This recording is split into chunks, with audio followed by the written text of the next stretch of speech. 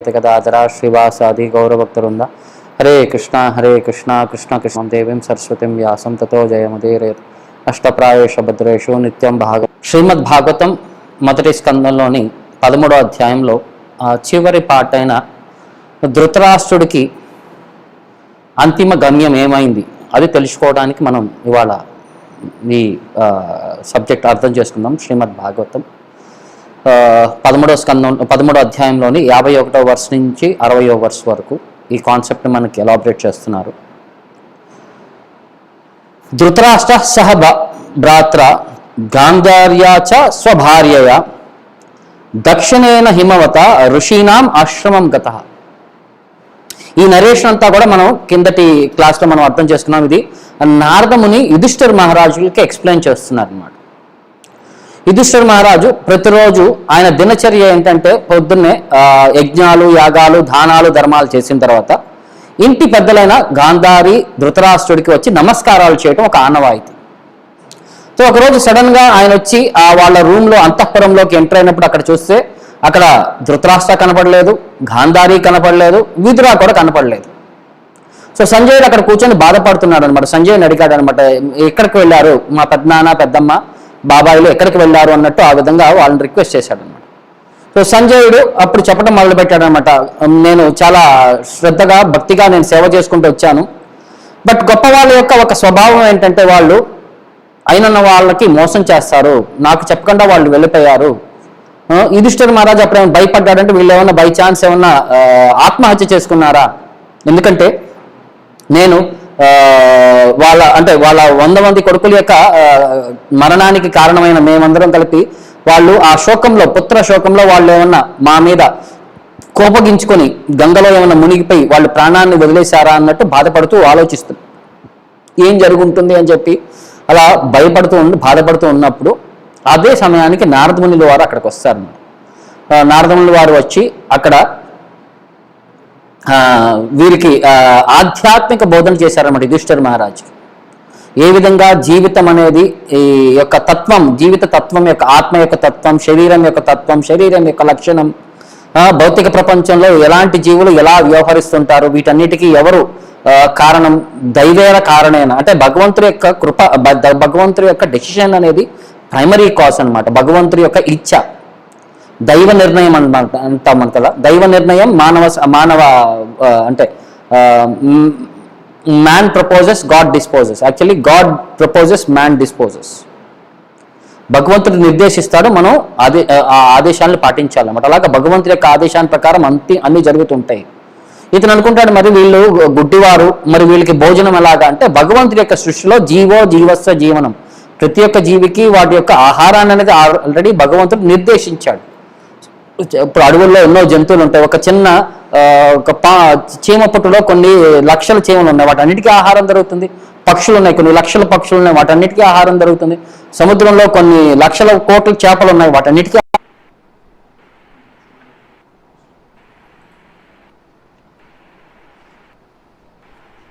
So ఆయన అష్టాంగ yoga process ద్వారా భగవంతుని కనెక్ట్ చేయడానికి దాన్ని యమ నియమ ప్రాసెస్ అని ఉంటుంది.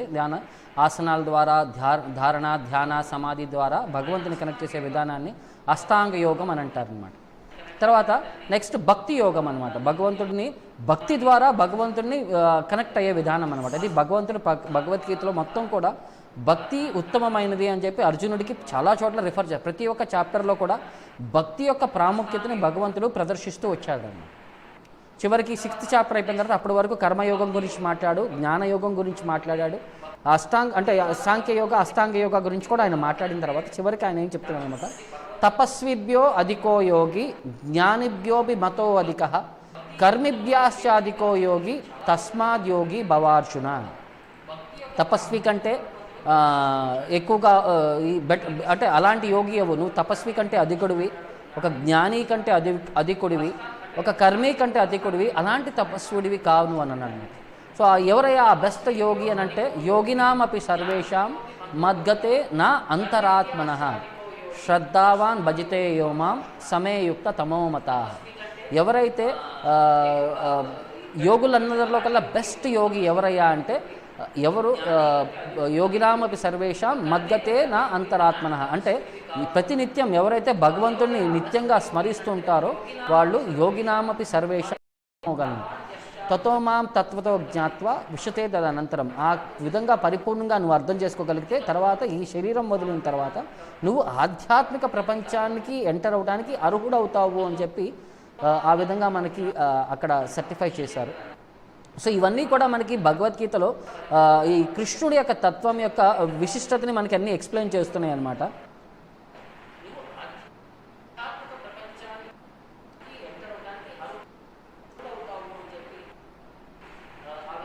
సో కృష్ణుడు భక్తి యొక్క తత్వాన్ని ప్రాముఖ్యతని ఆయన ప్రమోట్ చేస్తున్నారు. కానీ ఒక చిన్న విషయం ఏమైంది అంటే ఇక్కడ ధృతరాష్ట్రుడు మరి భక్తిలో ప్రాక్టీస్ చేయలేదే. జీవితాంతం మొత్తం కూడా అతను పిల్లలు, భార్య, రాజ్యము, రాజ్యాధిపత్యము అని చెప్పి వీటి వెనకాల పడి ఉన్నాడు. ఎన్ని కుట్రలు కుతంత్రాలు పన్నాడు. ఈ విధంగా అంతా నెగిటివ్గా వ్యవహరించుకుంటూ వచ్చాడు. మరి అతను భక్తిలో ఎలా పార్టిసిపేట్ చేయగలిగాడు అంటే ఇది విదురుడు యొక్క సాంగత్యం వల్ల. ఇతను భక్తిలో రాలేకపోయినా సరే అష్టాంగ యోగా ప్రాసెస్లో ఇతను పర్ఫెక్షన్ పొందగలిగాడు. అట్లీస్ట్ భౌతిక ప్రపంచాన్ని నుంచి అతీతంగా వ్యవహరించగలిగాడు అనమాట విదురుడు యొక్క సాంగత్యం వల్ల. విదురుడు కూడా ఒక విధంగా సంతోషపడ్డాడు, ఒక విధంగా దుఃఖపడ్డాడు. అది చివరిలో మనం అర్థం చేసుకుంటాం. సో ఈ అష్టాంగ యోగా ప్రాసెస్ అనేది ఏంటి అంటే మనస్సుని, ఇంద్రియాలని నిగ్రహించుకొని పరమాత్మ ఫ్యూచర్ పైన ఫోకస్ చేయగలగటం అన్నమాట. దీంట్లో 8 స్టెప్ ప్రాసెస్ అని అంటారు.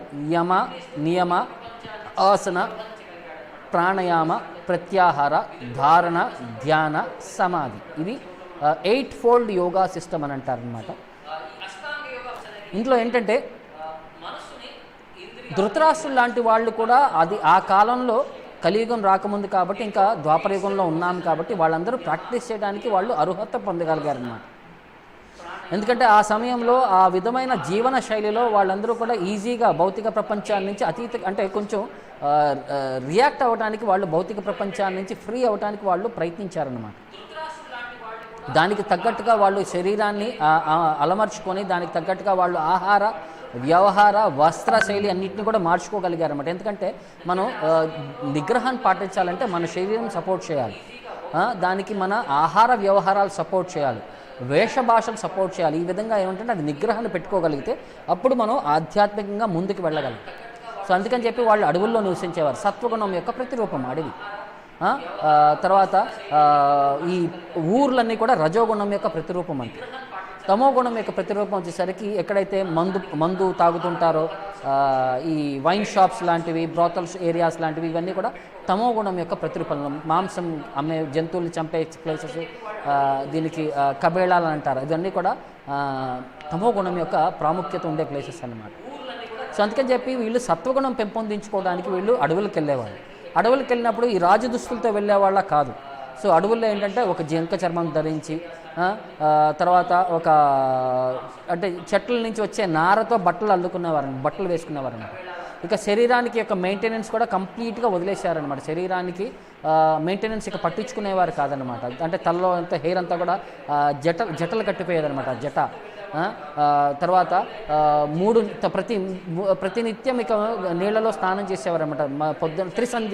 పొద్దున మధ్యాహ్నం సాయంకాలం త్రిసంధ్య ఇక నీళ్ళలో స్నానం చేసేవారు. ఇక ఆహారం కూడా అక్కడ దొరికే ఆకులు, అలములు, వేరులు వీటి నుంచి ఆహారం స్వీకరించేవారు. అంటే మినిమం భోజనం మెయింటైన్ చేయాలి. శరీరాన్ని ఎంతవరకు మెయింటైన్ చేయగలగాలో అంతవరకు దానికి ప్రాముఖ్యత ఇచ్చేవారు అన్నమాట.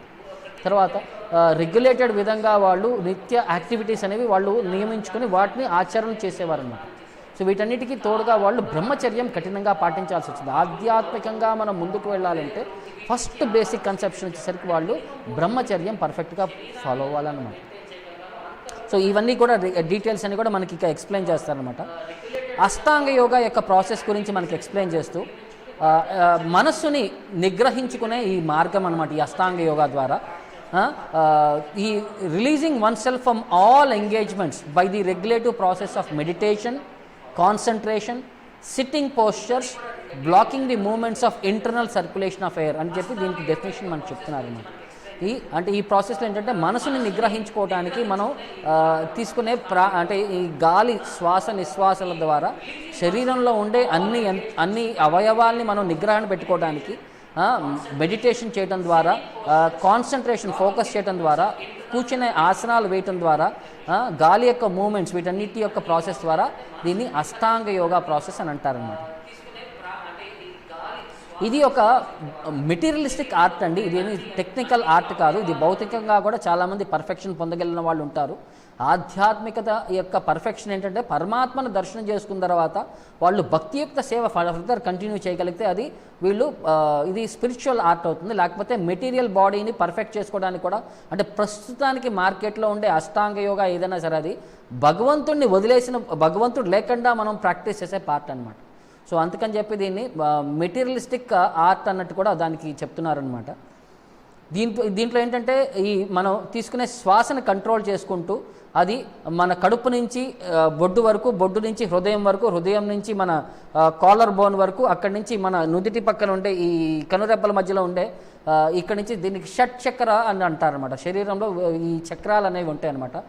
వీటి యొక్క చక్రాల ద్వారా అది చివరికి ఈ బ్రహ్మ కపాలం అని అంటారు, బ్రహ్మరంధ్రం అనేది ఇక్కడ ఉంటుందన్నమాట. అక్కడికి తీసుకెళ్ళాలన్నమాట. ప్రాణాన్ని మన శరీరంలోంచి ఈ విధంగా రైస్ చేసుకుంటారన్నమాట. ప్రాణం యొక్క కాన్సన్ట్రేషన్ని ఆ విధంగా రైస్ చేసుకొని చివరికి పర్ఫెక్షన్ పొందినప్పుడు ఈ కపాల మోక్షం అని అంటారు. ఇక్కడ దీన్ని అందుకనే బ్రహ్మ కపాలం అంటారనమాట. సో ఆ కపాల మోక్షం అంటే ప్రాణాన్ని వేరే ఏ రంధ్రం నుంచి వెళ్ళకుండా, అంటే వేరే రంధ్రాల నుంచి వెళితే అది యమలోకానికి లేకపోతే భౌతిక ప్రపంచంలో ఉండిపోవటానికి, మనం ఆధ్యాత్మిక ప్రపంచం అంటే అట్లీస్ట్ వైకుంఠాన్ని వైపు వెళ్ళాలి అనుకుంటే ఈ బ్రహ్మ కపాలం నుంచి వాళ్ళు, అంటే బేసికలీ వాళ్ళు ఎక్కడికి వెళ్ళాలని చెప్పి వాళ్ళు డిసైడ్ చేసుకుంటారనమాట. అక్కడికి డిసైడ్ చేసుకున్న తర్వాత వాళ్ళు శరీరాన్ని క్విట్ చేసి అక్కడికి వెళ్ళగలుగుతారు. అది యోగుల యొక్క పర్ఫెక్షన్ యొక్క దాని యొక్క కెపాసిటీ అన్నమాట. సో ఇది ఎవరికి ఉద్దేశించి చెప్పబడింది? అష్టాంగ యోగ ఎవరు ప్రాక్టీస్ చేస్తారని అంటే దానికి భగవద్గీతలో కృష్ణుడు అంటాడు, ఎవరైతే ఇంద్రియ సుఖాలని వాళ్ళు రూల్స్ రెగ్యులేషన్ ద్వారా నియమితలు అవి ఉంటారో, అలాంటి ఏ విధంగా అంటే ఒక్కొక్కసారి మనకి వ్యాధిగ్రస్తులైనప్పుడు అన్నీ మనం తినలేం. డాక్టర్ మనకి ప్రిస్క్రైబ్ చేస్తాడు, ఇవి మాత్రం తినండి, ఇవి తినకూడదు, ఇవి తింటే మీ రోగం ఎక్కువ అవుతుంది, ఇవి తింటే మీకు రోగం తక్కువ అవుతుంది అని చెప్పి మనకి ఒక డయట్ ఇస్తారనమాట. సో అలాగే ఒక పేషెంట్కి ఎలాగైతే అతని యొక్క డయట్, అతని యొక్క రెస్ట్రిక్షన్స్ ఉంటాయో అతను తినే విధానాలపైన, అలాగే ఆధ్యాత్మికంగా అష్టాంగ యోగాలో మనం ముందుకు వెళ్ళాలంటే చాలా రూల్స్ రెగ్యులేషన్స్ ఉన్నాయన్నమాట. ఏమి చేయాలి, ఏమి చేయకూడదు. సో దీనికి అందుకనే మ్యాటర్ ఆఫ్ యమ నియమ అని చెప్పి వీటిని రూల్స్ రెగ్యులేషన్స్ కింద మనకి రికమెండ్ చేస్తారన్నమాట. ఎవరికయ్యా ఇది రికమెండ్ చేసేదయ్యా అంటే for less intelligent persons who have no better knowledge. ఆధ్యాత్మికంగా భగవంతుడి వైపు జ్ఞానం లేని వారికి ఈ శరీరాన్ని రెగ్యులేట్ చేసుకుంటూ నువ్వు పర్ఫెక్షన్ పొందు, ఒక విధంగా నువ్వు రెగ్యులేట్ అవ్వడానికి నీకు ఇది బేసిస్ అని చెప్పి ఇది వాళ్ళకి రికమెండ్ చేసిన అష్టాంగ యోగా ప్రాసెస్ అనమాట.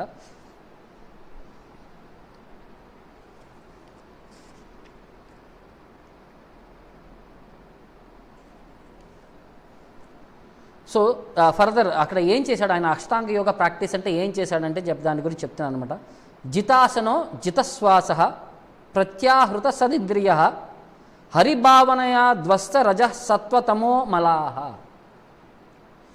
సో జిత ఆసన, కూర్చునే విధానాలు, ఆసనాలు వేసే విధానం పైన అతను కంట్రోల్ చేసుకోగలిగాడు అనమాట. అంటే ఒక ఆసనం ఎన్ని గంటలైనా సరే కూర్చొని వేయగలటం. ఇప్పుడు మనకేంటంటే ఒక ఆసనం ఒక 2 నిమిషాలు అయ్యగానే ఆటోమేటిక్గా శరీరం నొప్పులు వచ్చేస్తాయి, కాళ్ళు నొప్పులు వచ్చేస్తాయి, చేతులు నొప్పులు వచ్చేస్తాయి అలాగా. బట్ ఒకే ఆసనం పైన గంటల తరబడి కూర్చోగలగటం, రోజుల తరబడి కూర్చోగలగటం.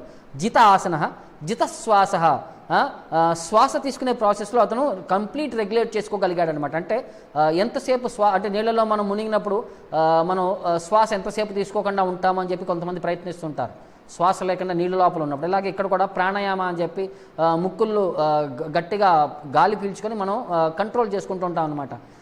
దాన్ని బయటికి వదలకుండా ఎక్కువసేపు ఎంతసేపు మనం దాన్ని మెయింటైన్ చేయగలమా అని చెప్పి.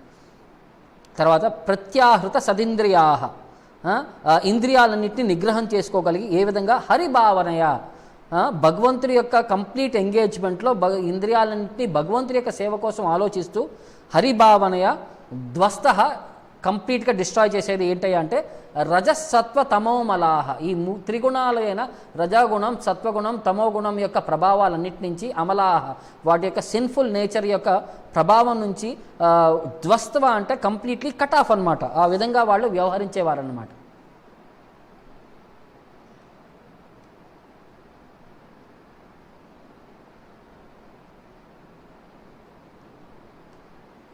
సో ఈ భక్తి యోగా ప్రాసెస్ యొక్క పర్ఫెక్షన్ గురించి మనకి ఇక్కడ మాట్లాడుతున్నారు. బట్ ఆయన భక్తి యోగా వరకు వెళ్ళలేదు, అతను అష్టాంగ యోగాలో మాత్రమే పర్ఫెక్షన్ పొందడానికి ప్రయత్నం చేశారనమాట. Bhakti yoga is the top most yoga. There are other kinds of yogas, ఏదేంటంటే కర్మయోగా, జ్ఞానయోగా, అష్టాంగ యోగా, ధ్యాన యోగా, హఠయోగా అని చెప్పి చాలా విధాలుగా యోగాల గురించి కృష్ణుడు ఆల్రెడీ భగవద్గీతలో ఒక సినాప్సిస్ ఇచ్చారనమాట. వాటన్నిటి నుంచి ఇచ్చిన తర్వాత భక్తి ఈజ్ సూపర్ మోస్ట్ అని చెప్పి ఆయన 12వ చాప్టర్లో ఎస్పెషల్లీ భక్తి తత్వం గురించి ఆయన ఫుల్ గ్లోరిఫై చేస్తారనమాట. సో భక్తి యోగా అంటే భగవంతుడితో డైరెక్ట్లీ కనెక్షన్ అనమాట. వేరే యోగాల్లో ఆ డైరెక్ట్ కనెక్షన్ అనేది ఉండదు, ఇండైరెక్ట్గా వాళ్ళు కనెక్ట్ చేయడానికి ప్రయత్నిస్తుంటారు. బట్ ఆ యోగాల యొక్క పర్ఫెక్షన్ కూడా మనకి పొందాలి అంటే వాళ్ళు భక్తితో మాత్రమే ఆ యోగంలో పర్ఫెక్షన్ పొందగలరు. అంటే భక్తి అంటే ప్రేమపూర్వకంగా కర్మలో మనం భగవంతుడికి సేవ ఆఫర్ చేస్తుంటాం. అప్పుడు ఏంటంటే ఆ సేవ యొక్క పర్ఫెక్షన్ పొందాలంటే కొంచెం ప్రీతిగా ఆఫర్ చేయాలన్నమాట, కొంచెం లవింగ్ డివోషన్ మూడ్లో ఆఫర్ చేస్తే అప్పుడు పర్ఫెక్షన్ పొందగలం. కర్మ జ్ఞానంలో కూడా అంతే. మనం జ్ఞానం ద్వారా భగవంతుడిని సాటిస్ఫై చేయాలనుకుంటే జ్ఞానంతో పాటు ఒక ప్రేమను యాడ్ చేయగలగాలన్నమాట. అందుకనే జ్ఞాన యోగా అనమాట. తర్వాత అష్టాంగ యోగా కూడా మెడిటేషన్లో కూడా భగవంతుడి వైపు ఫేవరబుల్గా ఇంక్లైన్ అయినప్పుడు మాత్రమే భగవంతుడి యొక్క సాక్షాత్కారం పొందుతాడు, భగవంతుడి యొక్క దృష్టిని అతను పొందగలడనమాట. సో భక్తి లేకుండా వేరే యోగాల్లో కూడా పర్ఫెక్షన్ అనేది ఉండదన్నమాట. భక్తి తత్వం లేకుండా ఏ ప్రాసెస్లో కూడా పర్ఫెక్షన్ ఉండదన్నమాట. సో ఈ యమ నియమాన్ అంటే ఏంటి? ఫస్ట్ 2 ప్రిన్సిపల్స్ ఈ అష్టాంగ యోగా ప్రాసెస్లో ఈ యమ నియమ యొక్క సిగ్నిఫికెన్స్ ఏంటి? యమ అంటే ఆల్ డూస్ అనమాట, ఏమేం చేయగలం యమ అంటే. నియమ అంటే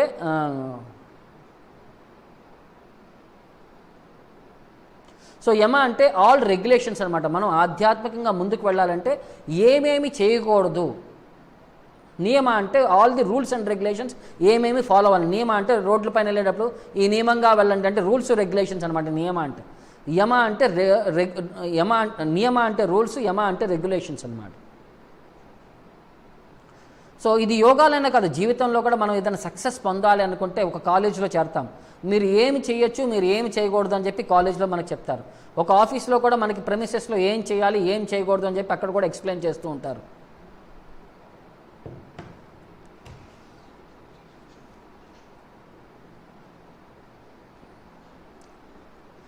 సో యమ వచ్చేసరికి ఫస్ట్ స్టెప్ అనమాట ఆధ్యాత్మికంగా ముందుకు వెళ్ళటానికి. దీంట్లో రెగ్యులేషన్స్ మనకు ఉన్నాయి అనమాట.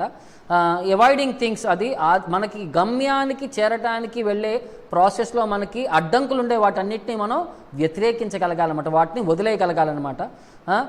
ఎలాగంటే మనకి ఇప్పుడు భగవంతుడి పైన మనం ధ్యానం చేయడానికి వెళ్ళినప్పుడు భౌతిక ప్రపంచం గురించి ఇక మర్చిపోవాలి. ఇక మనకి టీవీ లేదు, మొబైల్ లేదు, న్యూస్ పేపర్ లేదు, ఇక రేడియో లేదు, వీటన్నిటితో డిస్కనెక్ట్ అయి ఉండాలి. మత్తు పదార్థాల నుంచి మనం విముక్తులై ఉండాలి. తర్వాత ఈ సర్టన్ ఫుడ్స్ అంటే నాన్ వెజిటేరియన్ కేటగిరీ ఫుడ్స్, తమో గుణాన్ని పెంచే ఫుడ్స్, రజో గుణాన్ని పెంచే ఫుడ్స్, వీటన్నిటి నుంచి మనం దూరంగా ఉండగలగాలన్నమాట. ఇవన్నీ కూడా మన మనస్తత్వాన్ని చెలింపచేస్తాయి. మన అటెన్షన్ అంటే మన యొక్క ఒక ఫోకస్ చేసే ఎనర్జీని మన ఆత్మ వైపు నుంచి డైవర్ట్ చేసి అవి బాడీలీ డిమాండ్స్ పైన, ఎక్స్టర్నల్ ఎలిమెంట్స్ పైన ఫోకస్ మనల్ని డైవర్ట్ చేసేస్తూ ఉంటాయి అన్నమాట. అంటే ఏ విధంగా అంటే నేను కళ్ళు మూసుకున్నాను ధ్యానం చేసుకోవాలని చెప్పి కూర్చున్నాను, బట్ నా యొక్క ఆహారం వల్ల ఏమవుతుందంటే నన్ను నాకు ఇంకా అది కావాలి నాకు ఇది కావాలి అని చెప్పి రుచులు కోరుకుంటూ ఉంటుంది నాలిక. దాంతోపాటు ఇంకేంటంటే నాకు అది కావాలి, నేను అది చూడాలి ఇది చూడాలి, అది వినాలి ఇది వినాలి, అక్కడేమవుతుంది ఇక్కడేమవుతుంది, ఇలాగ మనల్ని ఈ శరీరం యొక్క డిమాండ్స్ అన్నింటినీ అది ఎన్హాన్స్ చేసుకుంటూ వెళ్ళిపోతాయి అన్నమాట. అందుకనే సత్వగుణం యొక్క ఆహారాన్ని, సత్వగుణం యొక్క వ్యవహారాన్ని చేయమంటున్నారు. సో అందుకనే మనకి వేదిక్ స్టైల్లో ఏంటంటే వాళ్ళు బట్టలు వేసుకునే విధానంలో ఒక పంచె కట్టుకునేవారు, పంచెతో పాటు ఒక జుబ్బా లాల్చీ లాంటివి వేసుకున్నారు. ఈ మోడర్న్ డ్రెస్లు వచ్చేసరికి ఇవన్నీ యొక్క ఈ వచ్చేయన్నీ అవన్నీ తమోగుణం రజోగుణం యొక్క దుస్తులు అనమాట. ఈ సత్వగుణం యొక్క దుస్తులు ఏంటయ్యా అంటే అది వాతావరణానికి తగ్గట్టుగా వాళ్ళు బట్టలన్నీ కూడా ఆ విధంగా డిజైన్ చేసేవారు అనమాట. అవి ఏంటంటే శరీరానికి అంటే బేసిక్గా మినిమం కంఫర్ట్ ప్రొవైడ్ చేస్తూ మనల్ని ఉద్రేకపరచవు అనమాట. అవతల వాళ్ళని ఉద్రేకపరచవు, చూసే వాళ్ళకి కూడా వేసుకున్న వాళ్ళకి కూడా ఒక శాంతపరిచే విధానంగా అవి కూడా వ్యవహరిస్తూ ఉంటాయి. సో అది అది మన యొక్క ఇది పూర్వీకుల యొక్క మనకి ఇది ఈ జ్ఞానాన్ని మనం మర్చిపోయి మనం అనుకుంటాం మోడర్న్ ఫ్యాషన్లో మనం వివిధ కొత్త రకాలుగా వస్త్రాలు ధరిస్తే మనం ప్రజెంటబుల్గా ఉంటాం. ప్రజెంటబిలిటీ అనేది సొసైటీకి ఒక విధానంగా ఏంటంటే అవి రజోగుణం తమోగుణం వాటి యొక్క ఇంపాక్ట్ వల్ల ఏమవుతుందంటే చూడండి, ఒక జిగేలు మన బట్టలు వేసుకున్నారనుకోండి, ఒక ఎద్దు కూడా రంకేసుకుంటూ వస్తుంది అనమాట వాడిని పడవటానికి, అలాంటి కలర్ బట్టలు వేసుకుంటే. ఒక ఎద్దునే ప్రేరేపిస్తున్నాయి అంటే ఇక మనుషులకి కూడా ప్రేరణ వస్తుందా రాదా చెప్పండి. సో ఇదే ఏంటంటే ప్రాక్టికల్ అనమాట. ఇవన్నీ కూడా మనం ఆలోచించగలగాలి. మనం వేసుకునే దుస్తులు ఒక జంతువునే ప్రేరేపిస్తున్నాయి, మనల్ని పడవటానికి కొమ్ములతో ముందుకు వస్తుంది అంటే అది ఏ విధంగా మన యొక్క ఇంపాక్ట్ అది మన పైన కూడా ఉంటుంది అని చెప్పి మీరు అర్థం చేసుకుంటే అది మంచిదనమాట. అందుకనే వీటికి సత్వగుణం యొక్క దుస్తుల్ని మనం ధరించాలి అని చెప్పి వాడు శాస్త్రాలు రికమెండ్ చేస్తున్నాయి. మనకి ఆచార్యులు ఋషులు వాళ్ళందరూ కూడా మనకి ఈ విధంగా గైడ్ చేస్తున్నారు. తర్వాత నియమ వచ్చేసరికి మనకి ఆధ్యాత్మికంగా పురోగతి చెందడానికి మనకి ఏ విధమైన ఫేవరబుల్ సిచ్యువేషన్స్ ఉన్నాయి అంటే డైలీ మెడిటేషన్ లాగా చేయటం, దానికి చాలా రిచువల్స్ ఫాలో అవ్వాలి, యజ్ఞాలు హోమాలు దానాలు ధర్మాలు ఇవన్నీ చాలా విధంగా చేయాలి. శరీరాన్ని ఎక్సర్సైజెస్ లాగా చేయాలన్నమాట. ఈ విధంగా అతను ఒక ఆసనం పైన కూర్చొని ఉండగలగాలంటే అది ఒక ఎక్సర్సైజ్ లాగా అనమాట. ఇవన్నీ కూడా అతనికి యోగా యొక్క పర్ఫెక్షన్ పొందడానికి ఇవి ఆస్కారం హెల్ప్ఫుల్ అవుతాయి అన్నమాట. భగవంతుడితో కనెక్షన్ పొందడానికి ఇవన్నీ కూడా మనకి సపోర్ట్ చేస్తుంటాయి అన్నమాట. వీటన్నిటిలో ఒక ప్రైమరీ థింగ్ ఏంటంటే అష్టాంగ యోగాలో పర్ఫెక్షన్ పొందాలంటే అతను బ్రహ్మచర్యం కంప్లీట్గా పాటించాలన్నమాట. సో బ్రహ్మచర్యం పాటించకపోతే అతని యొక్క శరీరం, అతని యొక్క మనసు, అతని యొక్క ఇంద్రియాలు అతని యొక్క కంట్రోల్లో ఉండవు అనమాట. సో ఎవరైతే పర్ఫెక్ట్గా అష్టాంగ యోగాలో పర్ఫెక్షన్ పొందాలని చెప్పి ప్రయత్నిస్తుంటారో వాళ్ళు బ్రహ్మచర్యం కఠినంగా ప్రాక్టీస్ చేయాలి అని చెప్పి చెప్తున్నారు అనమాట. కఠినంగా అంటే ఎంత సివియర్గా చెప్పాలి అని చెప్పి చెప్తున్నారు అనమాట. అందుకనే భగవద్గీతలో కూడా కృష్ణుడు ఏమంటున్నాడంటే ఈ యొక్క పర్ఫెక్షన్ కోసం ఇంద్రియ సుఖం అనేది ఎలా ఉంటుందయా అంటే అది మనకు వచ్చే హ్యాపీనెస్ అంతా కూడా ఏహి సంస్పర్శజా భోగ దుఃఖ యోనయ ఏవతే ఆద్యంతవంత కౌంతేయ నతేషు రమతే బుధాహ. ఇంటెలిజెంట్ పర్సన్ బుధాహ ఎవరైతే బుద్ధివంతుడైన వాడు ఎవరయ్యే ఉంటాడంటే వాడు సంస్పర్శజా భోగా ఇంద్రియాలు ఇంద్రియ సుఖాల నుంచి వచ్చే ఆనందాన్ని అతను పట్టించుకోడంట. ఎందుకంటే వీటికి అంటే ఆది అంతః వాటికి స్టార్టింగ్ ఒకటి ఉంది, ప్లెజర్ ఎండింగ్ ప్లెజర్ ఒకటి ఉంది. తర్వాత దీని నుంచి వచ్చే యొక్క ప్లెజర్ యొక్క కెపాసిటీ ఏంటంటే దుఃఖ యోనయ, చివరికి దుఃఖమే ఉంటుంది, దాంట్లో సుఖం అనేది ఏమి ఉండదు. చూడండి, ఎక్కువసేపు నాకు చూడాలన్నది ఎక్కువసేపు కళ్ళతో చూస్తే ఏమవుతుంది, కళ్ళజోడు వస్తుంది. ఎక్కువసేపు పాటలు విన్నామనుకో తర్వాత చెవుడు వస్తుంది. తర్వాత ఎక్కువసేపు ఏది చేసినా సరే మన ఇంద్రియాలని సంతృప్తిపరిచే విధంగా అవి పనిచేయటం మానేస్తాయి అన్నమాట. తర్వాత దుఃఖ యోన ఏవైతే సింపుల్గా ఉదాహరణ ఏంటంటే మనకి దురద పెడుతూ ఉంటుంది. దురద పెడుతున్నప్పుడు మనం అది గోకుతూ ఉంటే మనకి కొంచెం సమ్మగా ఉంటుందని అంటారు. సమ్మగా ఉంటుంది. బట్ కొద్దిసేపు అయిన తర్వాత గోకుతుండే విధానం వల్ల ఏమవుతుంది, అక్కడ ఒక పుండు వస్తుంది. అంటే ఈ విధంగానే ఉంటుంది అనమాట. మన ఇంద్రియాలని సాటిస్ఫై చేసేటప్పుడు మనకు అనిపించే ఆ సంతోషం రిజల్ట్ ఏమొచ్చిందంటే అది తుచ్చమైన సంతోషం. ఒక స్టార్టింగ్ ఉంటుంది, దానికి ఎండింగ్ ఉంటుంది. ఎప్పుడైతే ఆపేసామో మళ్ళీ ఆ దురద పెట్టే చోట మళ్ళీ అది పెయిన్ స్టార్ట్ అవుతుంది. దాంతోపాటు దాని నుంచి వచ్చే రిజల్ట్ ఏంటయ్యా అంటే వచ్చేది గమ్యం దుఃఖమే అని చెప్పి అది కృష్ణుడు సజెస్ట్ చేస్తున్నాడు. ఆది అంతవంత కౌంతేయ నతేషు రమతే ఉదా. బుద్ధివంతులైన వాళ్ళు ఇలాంటి యొక్క హ్యాపీనెస్లో వాళ్ళు ఇంటర్ఫియర్ అవ్వరు, లేకపోతే ఎంగేజ్ అవ్వరు అని చెప్పి దాన్ని వాళ్ళు ఎంకరేజ్ చేయరు అని చెప్పి చెప్తున్నారు అనమాట. తర్వాత మూడో స్టేజ్లో వచ్చేసరికి ఆసన, యమ నియమ. మూడవది వచ్చేసరికి ఆసన. ఈ శరీరాన్ని డిఫరెంట్ పోస్చర్స్లో కూర్చోబెట్టగలమాట. ఒక లాంగ్ పీరియడ్స్ వరకు, కొన్ని రోజులు, ఫస్ట్ గంటల నుంచి రోజుల నుంచి కొన్ని సంవత్సరాలు నెలల వరకు వాళ్ళు అలా నిలబెట్టుకునే కెపాసిటీలో ఉండగలగాలన్నమాట ఆసనాల ద్వారా. ఇవి చాలామంది కూడా వెస్టర్నర్స్ వీటన్నిటికీ ఫాలో అవుతారు. హృషికేశ్, హరిద్వార్ వెళ్తే చాలామంది వచ్చి ఫారినర్స్ అందరూ వచ్చి ఈ ఆసనాలు వేద్దాము అని చెప్పి ఈ అష్టాంగ యోగ ప్రాసెస్ అంటే జస్ట్ ఆసనాల వరకు అని చెప్పి అనుకుంటారు. దాని తర్వాత ఇంకా నెక్స్ట్ లెవెల్ ఉంది. ఇది శరీరాన్ని వరకు మెయింటైన్ చేసుకోగలగడానికి మాత్రమే ఈ ఆసనాలు అనేవి. ఈ ఆసనాలు మెయింటైన్ చేయడం వల్ల కొన్ని సైడ్ బెనిఫిట్స్ కూడా ఉన్నాయి. ఏంటయ్యా అంటే మనం హెల్త్ని బాగా కంట్రోల్లో పెట్టుకోవచ్చు, బాడీని బాగా స్లిమ్లా పెట్టుకోవచ్చు అనమాట. దీని తర్వాత బాడీని ఒక విధంగా నిగ్రహంలో పెట్టుకొని కొన్ని రోజులు, కొన్ని గంటలు, కొన్ని నెలలు, కొన్ని సంవత్సరాల వరకు కూడా ఏదైనా ఒక యాక్టివిటీలో పర్ఫెక్షన్ పొందే విధానం కింద మనకి ఇది సపోర్ట్ చేస్తాయి ఈ ఆసనాల విధానం అని చెప్పి చెప్తున్నారనమాట. తర్వాత నాలుగో ప్రాసెస్ వచ్చేసరికి ప్రాణాయామ. దీంట్లో ఏంటంటే మనం తీసుకునే శ్వాస, మనం మాట్లాడేటప్పుడు మనం మనకు సైలెంట్గా కూర్చున్నా సరే మనం శ్వాస నిశ్వాసాలు చేస్తుంటాం. సో దీంట్లో ఏంటంటే మనం చేసే నెంబర్ ఆఫ్ శ్వాస నిశ్వాసాలు అనేది మన జీవితం అంటే మనం పుట్టినప్పుడే ఎన్ని శ్వాసలు తీసుకోవచ్చు అని చెప్పి ఆల్రెడీ నెంబర్ కౌంట్ డెఫినేషన్ అయ్యి ఉంటుంది అన్నమాట. సో మనం ఒక నిమిషానికి 18 సార్లు శ్వాస తీసుకుంటామంట, శ్వాస తీసుకొని వదులుతూ ఉంటామన్నమాట. సో 18 సార్లు అలాగా మన జీవితంలో ఎన్ని శ్వాసలు తీసుకోగలం అనేది మనకి దాని నుంచి నెంబర్ కౌంట్ ఆల్రెడీ ఉంటుంది. సో ఎవరైనా వాళ్ళ ఆయుష్ని పెంచుకోవాలని అనుకుంటే దానికి ఏం చెప్తారంటే ఈ శ్వాసను తగ్గించుకుంటారనమాట. ఈ యోగులందరూ ఏం చేస్తారంటే, ఇప్పుడు నిమిషానికి మనం 18 సార్లు పీల్చుకుంటే మనం 100 సంవత్సరాలు బతుకుతామనుకోండి. వాళ్ళు 9 సార్లు పీల్చుకుంటే అది నిమిషానికి వాళ్ళు 200 సంవత్సరాలు బతుకుతారు. అది ఇక తగ్గించుకుంటూ వెళితే ఒక్కసారి మాత్రమే, నిమిషానికి ఒకసారి కనుక వాళ్ళు పీల్చుకోగలిగితే 1800 సంవత్సరాలు వాళ్ళు బతకాలంటే ఆయుష్ని అంత పెంచుకోవచ్చు అని చెప్పి కెపాసిటీ ఉంది ఈ ప్రాసెస్ ద్వారా. దానికి ఇది అంటే అప్పట్లో ఋషులు ఎక్కువ కాలం ఎందుకు ఎలా బతకగలరయ్యానంటే వాళ్ళు ఈ శ్వాసను కంట్రోల్ చేసుకొని శరీరాన్ని రెగ్యులేట్ చేసుకునేసరికి ఆ శరీరం ఆ విధంగా సపోర్ట్ చేస్తుంది అని చెప్పి దానికి నిదర్శనం చెప్తున్నారనమాట. సో అష్టాంగ యోగాలో ఎక్కువసేపు మనం కూర్చోగలగటానికి, తర్వాత సమాధిలోకి వెళ్ళినప్పుడు మెడిటేషన్ చేయగలగటానికి ఈ ప్రాణాయామ ప్రాసెస్ని, ఈ శ్వాస నిశ్వాస నియంత్రణ యొక్క ప్రాసెస్లో ఇది మనకి పర్ఫెక్షన్ పొందగలుగుతుంది. సో ఈ కంట్రోలింగ్ ప్రాసెస్ యొక్క కెపాసిటీ వల్ల ఏమవుతుందంటే, ఈ శ్వాస నిశ్వాసాల యొక్క కంట్రోల్ వల్ల ఏం చేయగలమంటే ఈ శరీరానికి మనసుని మనం కంట్రోల్లోకి తెచ్చుకోగలమని చెప్పి ఈ యొక్క ప్రాసెస్ యొక్క రిజల్ట్ అనమాట. తర్వాత ప్రత్యాహార,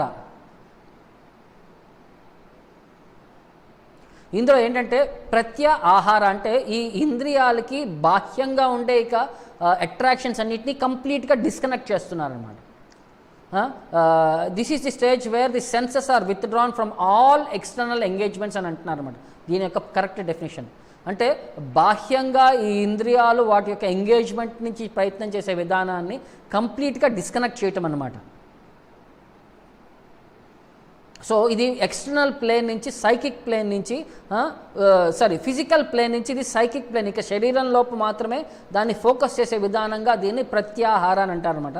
తర్వాత ధారణ, దీన్ని మనసు పైన అంతర్గతంగా ఉండే మనసు పైన కంప్లీట్గా కేంద్రీకరించడం అనమాట. ఇక ఇంద్రియాలన్నింటినీ కంప్లీట్ బాహ్య ఎక్స్టర్నల్గా ఉండే ఈ అట్రాక్షన్స్ అన్నింటినీ కట్ చేసి మనసుని పైన కేంద్రీకరించడానికి దీన్ని ధారణ అని అంటారనమాట. ఇది full fixation on the inner subtle world of the mind. మనసుని పైన కేంద్రీకరించి వాళ్ళు సెన్షియల్స్ ఎంగేజ్మెంట్స్ అన్నింటినీ వదిలేసిన తర్వాత యోగి పర్సీవ్స్ ఓన్లీ మనసును మాత్రమే అతను చూడగలుగుతుంటాడనమాట. ఇందులో ఇక స్పర్శ, రుచి, ఆకారం, టేస్టు, వాసన ఇవన్నీ ఇక కంప్లీట్ ఇక బాహ్య ప్రపంచానికి ఇతడు శరీరం కంప్లీట్గా డివైడ్ అయిపోతుంది. ఇక్కడి నుంచి ఇందులో పర్ఫెక్షన్ పొందిన తర్వాత అతను ధ్యాన స్టేజ్కి వెళ్ళగలుగుతాడు అనమాట. సో ధ్యాన స్టేజ్లో ఏంటంటే మనకి పర్ఫెక్ట్గా భగవంతుడి పైన ఇక ఫోకస్ చేయటం మొదలు పెడతారనమాట. ఎందుకంటే ప్రతి ఒక్కళ్ళ హృదయంలో భగవంతుడు పరమాత్మ రూపంలో ఉంటాడు. ఆ పరమాత్మ యొక్క పర్సనల్ ఫామ్ పైన జనాలు ఫోకస్ చేయడం స్టార్ట్ చేస్తారనమాట. భగవంతుడి యొక్క స్టాండర్డ్ ఆకారం పైన, ఈచ్ ఇండివిజువల్ అంగం పైన వాళ్ళు వాళ్ళు ఫోకస్ చేసుకుంటూ వాళ్ళ యొక్క పర్ఫెక్షన్ని, భగవంతుడిని ఆ ప్రతిరూపాన్ని చూడటానికి ప్రయత్నిస్తూ ఉంటారనమాట. Dhyana focus on the super soul. So ఈ ప్రాసెస్లో ఏంటంటే ఒక చిన్న తప్పు ఏమో జరిగే అవకాశం ఏంటయ్యా అంటే ఒక అహంకారం వచ్చి పరమాత్మ నేను ఒకటే అన్న ఒక అహంభావం వచ్చే అవకాశం ఉంది. ఇది ఒక మన యొక్క పతనానికి కారణమవుతుంది. చాలా ఈ అహంకారం అనేది మనకి పతనానికి కారణమవుతుంది అని చెప్పి దానికి సజెస్ట్ చేస్తున్నారన్నమాట. సో ఎవరైతే పరమాత్మని వాళ్ళ యొక్క హృదయంలో వాళ్ళు అర్థం చేసుకోగలరో వాళ్ళు ఒక హంబల్ పొజిషన్, ఒక వినమ్రతగా వాళ్ళు జీవనం చేయగలగాలన్నమాట. సో భగవంతుడికి ఆత్మ సమర్పణం చేసుకొని ఇక జీవితంలో భగవంతుడి యొక్క ధామం తప్ప ఇంకే వేరే ఏ గమ్యం లేకుండా వాళ్ళు వ్యవహరించగలగాలన్నమాట. ఇది ధ్యాన యొక్క ప్రాసెస్ యొక్క పర్ఫెక్షన్ అనమాట. సమాధి యొక్క ప్రాసెస్ వచ్చేసరికి కుండలిని యోగం ద్వారా ఈ ఆత్మని మన యొక్క షట్ చక్రాల ద్వారా ఫస్ట్ ఇక్కడ మనకి ఈ కింద అంటే నాభి కంటే కింద ఉండే ఈ ఈ లైఫ్ ఎయిర్ అని అంటారు అనమాట. మన యొక్క ప్రాణాన్ని అక్కడి నుంచి నాభికి రైస్ చేసుకొని, నాభి నుంచి హృదయం నుంచి మన కంఠం వరకు, కంఠం నుంచి మన నుదిటి వరకు, ఈ నుదిటి నుంచి మన తల యొక్క ఈ బ్రహ్మ కపాలం వరకు దాన్ని వాళ్ళు రైస్ చేయగలుగుతారు అనమాట. అలా రైస్ చేసిన తర్వాత ఈ మనకు శరీరంలో నవరంధ్రాలు అని అంటాం. 2 కళ్ళు, 2 ముక్కులు, నోరు, 2 చెవులు మన ప్రైవేట్ పార్ట్స్ అనమాట. సో వీటి ద్వారా ఎలాగైనా జనరల్గా నరకానికి వెళ్ళే వాళ్ళు చనిపోయినప్పుడు వాళ్ళ యొక్క ఈ ప్రైవేట్ పార్ట్స్ ద్వారా వాళ్ళ యొక్క ప్రాణం పోతుంది అని అంటారు. సో ఆ విధంగా బట్టి ఈ వేరే సెన్సెస్ ద్వారా మనం ప్రాణాన్ని వదిలేస్తున్నామంటే వేరు గమ్యాలకు వెళ్తుంటాం అనమాట. అందుకని చెప్పి వాళ్ళు గమ్యాన్ని రెస్ట్రిక్ట్ చేసుకోవాలంటే వాళ్ళకి వెళ్ళాల్సిన ప్రాసెస్కి వాళ్ళు వెళ్ళాలి అనుకుంటే వాళ్ళు ఈ నవరంధ్రాలని వాళ్ళ యొక్క యోగిక్ ప్రాసెస్లో వాళ్ళు కంప్లీట్గా కంట్రోల్ చేసుకుంటారన్నమాట. ఇక ఆత్మ అనేది ఎక్కడి నుంచి వెళ్ళగలుగుతాయి అంటే ఈ బ్రహ్మ కపాలాన్ని మాత్రమే అది బ్రేక్ చేసుకొని వాళ్ళకి వెళ్ళవలసిన డెస్టినేషన్ వెళ్ళగలుగుతుంది. అది యోగుల యొక్క పర్ఫెక్షన్. ఈ సమాధి ప్రాసెస్లో భగవంతుడి పైన కంప్లీట్ అబ్జార్ప్షన్ చేసుకుంటూ వాళ్ళ ఆత్మ యొక్క పొజిషన్ని ఈ పొజిషన్ని వాళ్ళు రైజ్ చేసుకొని ఈ విధంగా వాళ్ళు కుండలిని చక్ర ద్వారా మూల చక్ర అని అంటారనమాట. ఫస్ట్ లోవర్ చక్ర నుంచి కుండలిని రైజ్ చేసుకుంటూ వాళ్ళు భగవంతుని చేరటానికి ఇది సమాధి అని చెప్పి ప్రాసెస్ చెప్తారనమాట. బట్ ఇవన్నీ ప్రాక్టికల్లీ పాసిబులా? ఈ అష్టాంగ యోగా అనేది కలియుగంలో మనకు పాసిబుల్ అని అనుకుంటే సో దానికి శాస్త్రాలు ఏం చెప్తున్నాయి? మరి కలియుగంలో ఇవన్నీ పాసిబుల్ కాదండి. ఎందుకంటే మనకి అన్ని సంవత్సరాలు తపస్సు చేసే కెపాసిటీ లేదు, అంత నిగ్రహణ లేదు, మనకి ఇంద్రియాలపైన అంత నిగ్రహణ లేదు, మనసును అస్సలు కంట్రోల్ చేసుకోలేము. సో మరి వీటన్నిటికీ సొల్యూషన్ ఏంటయ్యా అంటే కలియుగంలో మనకి జపయోగా అని చెప్పి మనకి ఆపర్చునిటీ ఇచ్చారు. హరే కృష్ణ మహామంత్రాన్ని మనం భగవంతుడి యొక్క నామస్మరణ మనం జపం చేసుకుంటూ పర్ఫెక్షన్ అనేది ఈజీగా పొందవచ్చు. కలేర్దోష నిదే రాజన్ అస్తిన్ ఏకో మహాన్ గుణ. కలియుగం అనేది దోషాల నిధి. బట్ ఒక మంచి గుణం ఉంది అంటయా, కీర్తనాది ఏవ కృష్ణస్య ముక్త సంగం పరం వ్రజేత్. భౌతిక ప్రపంచం నుంచి అతీతం అయిపోగలం. ఎలాగే అంటే కీర్తనాది ఏవ కృష్ణస్య, భగవంతుడి యొక్క కృష్ణుడి యొక్క నామాలు జపం చేయడం ద్వారా ముక్త సంగ పరం వ్రజేత్. ముక్త అంటే భౌతిక ప్రపంచం నుంచి ముక్తులైపోయి మనం ఆధ్యాత్మిక ప్రపంచం వెళ్ళడానికి మనకి ఒక ఎష్యూరెన్స్ అనేది కంపల్సరీ దొరుకుతుంది మనకి. ఏ విధంగా అంటే హరినామ సంకీర్తన ద్వారానే మనకి ముక్తికి మార్గం అని చెప్పి శాస్త్రాలన్నీ కూడా కన్ఫర్మ్ చేస్తున్నాయి అన్నమాట.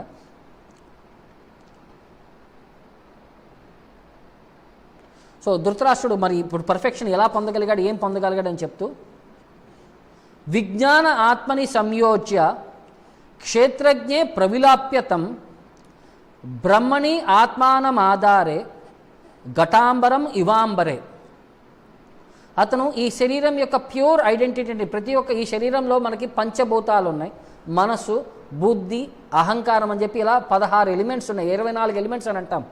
24 ఎలిమెంట్స్లో ప్రతి ఒక్క ఎలిమెంట్ని ఆ రెస్పెక్టివ్ ఎలిమెంట్లో దాన్ని కలుపుకుంటూ శరీరం యొక్క మెటీరియల్ ఐడెంటిటీస్ అన్నింటినీ కంప్లీట్గా ఫినిష్ చేసిన తర్వాత ఆత్మ యొక్క ఐడెంటిటీకి చేరుకొని ఆ ఆత్మని పరమాత్మలో లీనం చేయడానికి అతను ప్రయత్నం చేస్తున్నాడు అనమాట. సో విజ్ఞాన ఆత్మని సంయోజ్య క్షేత్రజ్ఞే ప్రవిలప్యతం. ఈ క్షేత్రజ్ఞ అంటే ఈ శరీరంలో ఉండే అతను ఈ శరీరానికి అతీతులు అని చెప్పి అర్థం చేసుకుంటూ ఈ జ్ఞానం ద్వారా భౌతికంగా భగవంతుడి యొక్క qualitative oneness, with the knowledge of qualitative oneness, జీవుడికి భగవంతుడికి ఒక వన్నెస్ అనే ఆస్పెక్ట్ ఉందండి. భగవంతుడిలో ఉండే లక్షణాలన్నీ కూడా మనలో ఉన్నాయి. అందుకనే మనము భగవంతుడు ఒక యాంగిల్లో సమానం, బట్ ఎంత క్వాంటిటీలో మనం అణువు అయితే ఆయన విభు. So being blocked from the being freed from the blocked sky he will rise to the spiritual sky. అంటే ఈ భౌతిక ప్రపంచం నుంచి అతను విముక్తుడయ్యి ఆధ్యాత్మిక ప్రపంచం చేరడానికి అతను పర్ఫెక్షన్ పొందగలడు అని చెప్పి దానికి చెప్తున్నారనమాట. సో ఈ శరీరంలో మనకి ఇది చక్రాల ద్వారా మనం చెప్పాం కదా, ఈ అష్టాంగ యోగ ప్రాసెస్లో ఫస్ట్ మూలధార చక్రం అని అంటారనమాట. ఇది స్పైన్ యొక్క బేస్ కింద నుంచి అక్కడ వస్తుందని. తర్వాత స్వాదిష్టాన చక్ర మన యొక్క ప్రైవేట్ పార్ట్స్ దగ్గర ఉంటుందంట. మణిపూర్ణక చక్ర అనేది మన యొక్క నాభి యొక్క ప్లేస్లో ఉంటుంది. అనాహట చక్ర మన యొక్క హృదయం దగ్గర ఉంటుందన్నమాట. విశుద్ధి చక్ర ఈ థ్రోట్ పిట్ అని అంటారు, ఇక్కడ ఉంటుందన్నమాట విశుద్ధి. ఆజ్ఞా చక్ర మన కనుబొమ్మల మధ్యలో ఉంటుందన్నమాట. సో ఇది షట్ చక్ర ప్రాసెస్ అనమాట.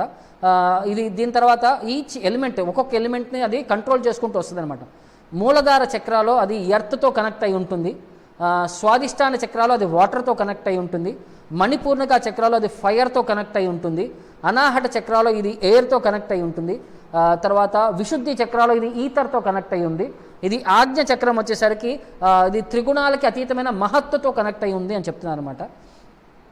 సో మూలధార చక్రంలో స్మెల్ ద్వారా, స్వాదిష్టాన చక్రంలో టేస్ట్ ద్వారా, మణిపూర్ణిక చక్రంలో దృష్టి ద్వారా, అనాహట చక్రంలో స్పర్శ ద్వారా, విశుద్ధి చక్రంలో సౌండ్ ద్వారా, శబ్దం ద్వారా, ఆజ్ఞా చక్రంలో మల్టీవిజన్ ద్వారా, ఇవన్నీ కూడా ఇవి వాళ్ళు ఇంద్రియాలను ఇలా నిగ్రహం చేసుకుంటూ వస్తుంటారనమాట.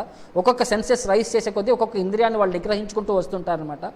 సో మూలధార చక్రం యొక్క బెనిఫిట్ ఏంటి అంటే వాళ్ళు న్యూట్రిషన్ అంటే అరుగుదల ప్రాసెస్ని వాళ్ళు పర్ఫెక్ట్ చేసుకుంటారు.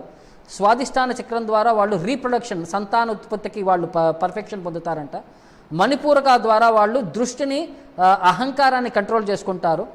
అనాహట చక్రం ద్వారా వాళ్ళు బ్యాలెన్స్ని మనస్తత్వాన్ని ఒక స్థిమితం లేని మనస్తత్వాన్ని ఒక నిగ్రహంలో పెట్టుకోగలగరు అనమాట. విశుద్ధి చక్రం ద్వారా వాళ్ళు జ్ఞానాన్ని పెంపొందించుకుంటారు. ఆజ్ఞా చక్రం ద్వారా రియలైజేషన్ పెంపొందించుకుంటారు. ఇలా వేరియస్ క్వాలిటీస్కి ఈ అష్టాంగ యోగ ప్రాసెస్ యొక్క పర్ఫెక్షన్ ఈ విధంగా ఎక్స్ప్లెయిన్ చేస్తున్నారనమాట. ఎందుకంటే మనకి ఒక హ్యాబిట్ అనేది అలవాటు పడిపోతుంది. మనకి చిన్నప్పటి నుంచి కూడా మనం అలవాట్లు పెంచుకున్నాం. ఈ అలవాట్ల వల్ల మనం మన యొక్క దైనిక స్థితి నుంచి మనం బయటికి రావడానికి చాలా కష్టపడతామన్నమాట. సో దానికి ఒక ప్రాబ్లం అంటే ఒక సొల్యూషన్ ఏంటయ్యా అంటే మనకి ఎలా బయటికి రావాలనేది మనం సిస్టమేటిక్గా మనం వర్క్ చేయాలన్నమాట. సో దానికి ఒక ఊరిలో ఏం చేశారంటే వాళ్ళకి పంటలు పండినప్పుడు వాళ్ళ ఊరిలో ఈ అడవి పందులు వచ్చి పంట పండే సమయానికి వచ్చి దాడి చేసి పంటలన్నీ నాశనం చేస్తున్నాయి అన్నమాట. ఇది ప్రతి ఒక్క పల్లెటూరులో అది పల్లెటూరులో అడవుల దగ్గర ఉండే ఊర్లన్నింటిలో వీళ్ళకి పందుకొక్కులని అంటారు, లేకపోతే కొన్ని ఇలాంటి జంతువులని ఏమైనా వచ్చి ఇవన్నీ దాడి చేస్తూ ఉంటాయి, పంటలను నాశనం చేస్తూ ఉంటాయి. సో వీటి కోసం అని చెప్పి వాళ్ళకి చాలా ప్రయత్నించారన్నమాట. వాళ్ళు ఏం ప్రయత్నం చేసినా సరే ఈ అడవి పందుల్ని ఎవరు ఆపలేకపోతున్నారు. సో ఒక విద్యావంతుడు ఆ ఊరికి వచ్చాడనమాట. ఆ ఊరి సర్పంచ్ దగ్గరికి వెళ్ళి నేను చెప్పిన విధానంగా మీరు పాటించండి, మీకు ఈ పందుల్ని రెస్ట్రిక్ట్ చేసే విధానాన్ని నేను మీకు హెల్ప్ చేస్తున్నాను అంటాడన్నమాట. సో ఊళ్ళో వాళ్ళందరినీ పిలిచి అతను చెప్తారనమాట, వీరు చెప్పిన విధానంగా చేస్తే ఈ పందుల యొక్క బాధ నుంచి మనం విముక్తి అవ్వగలమంట, మీరు వింటారంటే అందరూ ఒప్పుకుంటారనమాట. ఏం చేయాలంటే మీరు భోజనం చేసిన తర్వాత మీ ఇంట్లో మిగిలిన భోజన వ్యర్థ పదార్థాలన్నీ తీసుకొచ్చి ఒక ఓపెన్ ప్లేస్లో ఎక్కడైతే ఖాళీగా ఉండే స్థలం ఉంటుందో అక్కడ తీసుకొచ్చి అందరూ డంప్ చేయండి అని అంటారనమాట. సో డంప్ చేయండి అనగానే సో ఈ పందులు అన్నీ కూడా ఇక ఖాళీగా ఉండే ప్రదేశం అనమాట. అక్కడ అన్ని తినే పదార్థాలన్నీ ఒకచాట పడేసరికి అవన్నీ ఫస్ట్ ఆలోచించినాయి అనమాట. ఇవన్నీ మనకి ఏమైనా ట్రాప్ మనల్ని బంధించి వేయడానికి ఇవేమన్నా ఒక ఇదేమో ప్రాసెస్ అని చెప్పి వాటిని కూడా ఫస్ట్ కొంచెం హెసిటేట్ చేసినాయి. మరి కొంచెం సేపు అయిన తర్వాత అన్నీ కూడా వచ్చి తినటం మొదలుపెట్టినాయి అనమాట. ఇక వివిధ రుచులకి అవి అలవాటు పడిపోయి వివిధ టేస్టులు ఇక రోజు రావటం మొదలుపెట్టినాయి అనమాట. ఇక రోజు రావటం మొదలు పెట్టేసరికి ఇక వాళ్ళు కూడా రోజు ఇక వేరియస్ థింగ్స్ అన్ని వాళ్ళు తినేవన్నీ కూడా తీసుకొచ్చి పడుతున్నారు. ఇవి కూడా ఇక ఫ్రీగా రావటం తినటం మొదలుపెట్టినాయి అన్నమాట. ఒక నెల రోజులు ఇలా ప్రాక్టీస్ చేసిన తర్వాత ఆయన ఏమన్నాడంటే మీరు 4 డైరెక్షన్స్లో ఒక 4 స్తంభాలు పాతండి అన్నారన్నమాట. సో వీళ్ళు 4 స్తంభాలు పాతారు. ఇక వాటికి పట్టించుకోవట్లేదు, రోజు వస్తున్నాయి, ఆహారం ఉంటుందా, తినేస్తున్నామా, వెళ్ళిపోతున్నామా, ఇక చుట్టుపక్కల ఏం జరుగుతుంది అని చెప్పి ఇవి కాన్షియస్గా వ్యవహరించట్లేదు అన్నమాట. మళ్ళీ ఒక వారం రోజుల తర్వాత ఒక తీగ ఇస్తారనమాట అన్ని వైపుల నుంచి. 2వ తీగ స్టార్ట్ చేశారు ఆ స్తంభాలన్నిటి నుంచి. 3వ తీగ స్టార్ట్ చేశారనమాట. సో ఈ విధంగా ఒక తీగలు వేసుకుంటూ వచ్చి ఒక గేట్ పెట్టి గేట్ ద్వారానే ఇవి పందులు వచ్చేటట్టు విధంగా వాటన్నిటికీ ఒక మైండ్ ట్యూన్ చేసేసారనమాట. ఈ విధంగా పందులు ఆ విధంగా వచ్చేటట్టు. ఒకసారి లోపలికి వెళ్ళంగానే గేట్ అంతా రెడీ అయిపోయింది, ఫెన్సింగ్ అంతా రెడీ అయిపోయింది, మొత్తం కవర్ అయిపోయింది అనుకోగానే ఇక గేట్ లాక్ చేశారు. పందులు రాగానే ఇక లాక్ చేసేసి వాటన్నిటిని బంధించేశారు. సో ఈ విధంగానే మనం కూడా ఈ అడవి పందుల్లానే అనమాట. మనం కూడా మన అలవాట్లలో మన వ్యవహారాల్లో ఇలా ఈజీగా దొరుకుతున్నాయి అని చెప్పి వాటిని అర్థం అంటే మనం వాటిని అలా ఇక చుట్టుపక్కల ఉండే విషయాలన్నింటినీ మనం అంటే ఇక కాన్షియస్నెస్లోకి తీసుకోకుండా మనం లోపలికి వెళ్ళి మనమే బందీ అయిపోతున్నాం అనమాట. సో అలవాట్లు అనేవి ఇలా బందీ చేసేస్తుంటాయి మనల్ని. ఇక సో బయటికి పడాలంటే అలవాటు నుంచి చాలా కష్టము, బట్ ప్రయత్నిస్తే కృషి అంటే మనుషులు ఋషులు అవుతారని చెప్పి మనకు చెప్తారు. సో కృషి అనేది మనం ప్రయత్నం చేయాలి. ఋషి అవ్వాలంటే మనలో మానవ మనస్తత్వం నుంచి దైవగుణంలోకి మనం రాగలగాలన్నమాట. సో అది రావాలనంటే మనం ప్రయత్నం చేయాలి. అందుకనే ధృతరాష్ట్రుడు కూడా చాలా ప్రయత్నం చేశాడు. అప్పటి వరకు ఎంత విధంగా అతను జీవితం వ్యవహరించినా సరే చివరికి ఆధ్యాత్మికంగా అతను పర్ఫెక్షన్ పొందడానికి అంటే ఒక విధమైన పర్ఫెక్షన్ అనేది రాగలిగాడు అనమాట. సో నెక్స్ట్ ఏం చేశాడు, ధ్వస్తమాయా గుణోదర్క నిరుద్ధ కరణాశయ నివర్తీత అఖిలాహార ఆస్తే స్థానుర్ ఇవాచల తస్య అంతరాయో మయైవ భూహు సన్యాస్త అఖిల కర్మణ సన్యాస, అన్ని పనుల్ని సన్యాస, అన్ని పనుల్ని రినౌన్స్ చేసేసి తస్య అంతరాయో ధ్వస్త మాయా గుణాదర్క, అతని యొక్క ఇంద్రియాలని కంప్లీట్గా నిగ్రహంలో తెచ్చుకొని బాహ్యంగా అంతర్గతంగా అతని యొక్క సెన్సెస్ని కంప్లీట్గా నిగ్రహంలో పెట్టుకొని భౌతిక గుణాలకి అతీతంగా వ్యవహరిస్తూ భౌతిక డ్యూటీస్ కర్మలన్నింటి నుంచి అతను అఖిల కర్మణ సన్యాస అన్నింటినీ రినౌన్స్ చేసేసి తర్వాత ఇమ్మూవబిలిటీ, ఒక చోట కూర్చునే ఒక స్థిరమైన ప్లేస్లో కూర్చోగలిగే ప్రాసెస్లో అన్ని సోర్స్ ఆఫ్ హిండ్రెన్సెస్, అన్ని అడ్డంకుల్ని అతను అంతరాయ ఆధ్యాత్మికంగా ముందుకు వెళ్ళడానికి అన్ని అంతరాయాల్ని అతను అధిగమించి ఒక పర్ఫెక్షన్, ఒక చోట ఒక జడ వస్తువులాగా కూర్చుకుని సమాధిలోకి వెళ్ళగలిగేంత ప్రయత్నానికి రాగలిగాడనమాట. సో ఆ ప్రాసెస్లో చేయగలిగిన తర్వాత చెప్తున్నాడు అనమాట. సవ అద్యతనాద్ రాజన్ పరంతః పంచమే అహని కళేవరం హాస్యతి స్వాం తచ్చ భస్మి భవిష్యతి. ఇవాల్టి నుంచి యుధిష్ఠిర మహారాజ్కి చెప్తున్నాడు నారదముని, ఇవాల్టి నుంచి 5వ రోజులో పంచమే అహని పరతః అద్యతనాద్ రాజన్, ఓ రాజా ఇవాళ నుంచి కళేవరం హాస్యతి స్వామ, ఇవాళ నుంచి ఒక 5వ రోజులో ధృతరాష్ట్రుడు అతని శరీరాన్ని వదిలైపోతున్నాడు. తర్వాత అతను ఈ అష్టాంగ యోగా ద్వారా అతని యొక్క కడుపులో ఉండే ఈ అగ్ని ద్వారా ఈ శరీరాన్ని అతను దహనం అయిపోతాడు, ఈ శరీరం మొత్తం భస్మం అయిపోతుంది అని చెప్పి చెప్తున్నారనమాట. సో అతని మరి యుధిష్ఠిర మహారాజు అనుకోవచ్చు, ఓకే మా పెద్దనాన్న చనిపోయి ఉంటారు, అట్లీస్ట్ మా పెద్దమ్మని వెనక్కి తెచ్చుకుంటానంటే పెద్దమ్మ గురించి కూడా దహ్యమానే అగ్నిబీర్ దేహే పత్యు పత్ని సహోతజే బహిస్థిత పతిం సాధ్వి తం అగ్నిం అనువేక్షతి. ఆమె బయట నుంచి ఆమె యొక్క హస్బెండ్ యొక్క శరీరం దహనమవుతూ అతను కూర్చున్న యొక్క థాచ్డ్ హౌస్, అంటే వాళ్ళు ఒక గుడిసెలో కూర్చొని అతను అష్టాంగ యోగాల పర్ఫెక్షన్ పొందుతూ అతని యొక్క శరీరం నుంచే దావాగ్నిని అతను రైస్ చేసుకొని శరీరం అతని యొక్క దావాగ్నిలో అతను అది బర్న్ అయిపోతుంటే దాంతోపాటు గుడిసె కూడా బర్న్ అయిపోతుంటే ఆమె బయట నుంచి హస్బెండ్ యొక్క పర్ఫెక్షన్ చూస్తూ ఆమె కూడా సంతోషించి ఆమె సతీ సహగమనం చేస్తుందన్నమాట. ఆ విధంగా న్యాచురల్గా ఆమె కూడా అందులోకి ఎంటర్ అయ్యి ఆమె శరీరం కూడా దహనం అయిపోతుంది, భర్తతో పాటు ఆమె కూడా సతీ సహగమనం చేసేసి ఆమె కూడా కంప్లీట్గా ఆమె శరీరం కూడా దహనం అయిపోతుంది అని చెప్తున్నారు మేడం. నువ్వు మీ పెద్దమ్మ గారి గురించి ఆలోచించాల్సిన అవసరం లేదుగా, ఆమె శరీరం కూడా కంప్లీట్గా దహనం అయిపోతుందని చెప్తున్నారు అనమాట. ఇది వేదిక సంస్కారం అండి. అప్పట్లో ఏంటంటే వేరే యుగాల్లో వచ్చేసరికి భర్తకి కంప్లీట్గా భార్యలు అనేవాళ్ళు వాళ్ళు కంప్లీట్ ఫెయిత్గా వ్యవహరించేవారు అనమాట. భర్త యొక్క అడుగుజాడల్లో భర్తలు కూడా మంచి సంస్కారకర్తల కింద వ్యవహరించేవాళ్ళు, భార్యలు వాళ్ళకి పతివ్రతాల కింద వాళ్ళకి వ్యవహరించేవారు. ఈ విధంగా భర్త పొందే పర్ఫెక్షన్లో భర్త యొక్క చనిపోయిన తర్వాత వాళ్ళ యొక్క శరీరంతో పాటు భార్యలు కూడా విడిచి ఉండలేక భర్తతో పాటు వాళ్ళు సతీ సహగమనం అని చెప్పి వాళ్ళు వాలంటరీగా ఆ ఫైర్లోకి ఎంటర్ అయ్యేవారు అనమాట. సో భర్త యొక్క డెస్టినేషన్నే భార్యలు ఆటోమేటిక్గా పొందేవారు అనమాట.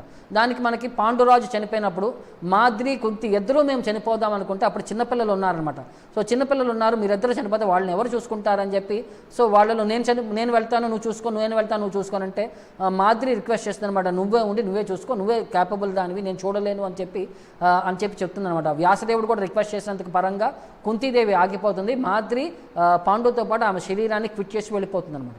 బట్ కుంతి ఎందుకు ఆగిపోయింది? ఇంద్రియ సుఖాలు అనుభవించడానికా? కాదు, కేవలం పిల్లల్ని చూసుకోవడానికి మాత్రమే, వాళ్ళకి రక్షణ కల్పించడానికి మాత్రమే ఉన్న ఒక్క ఉద్దేశం తప్ప ఆమె ఇంద్రియ సుఖాలను అనుభవిద్దాము, భౌతిక ప్రపంచం యొక్క సుఖ సంతోషాలను అనుభవిద్దామని చెప్పి ఆమె యొక్క ఉద్దేశం ఏమాత్రం లేదనమాట. సో మనం ఇది అర్థం చేసుకోవాలి. ఇది పర్ఫెక్షన్ అనేది వాళ్ళు వాలంటరీగా క్విట్ చేశారు. బట్ కలియుగం స్టార్ట్ అయ్యేసరికి మగవాళ్ళలో నిజాయితీ తక్కువైపోయింది, ఆడవాళ్ళలో హస్బెండ్స్కి ఉండే కమిట్మెంట్ తక్కువైపోయింది.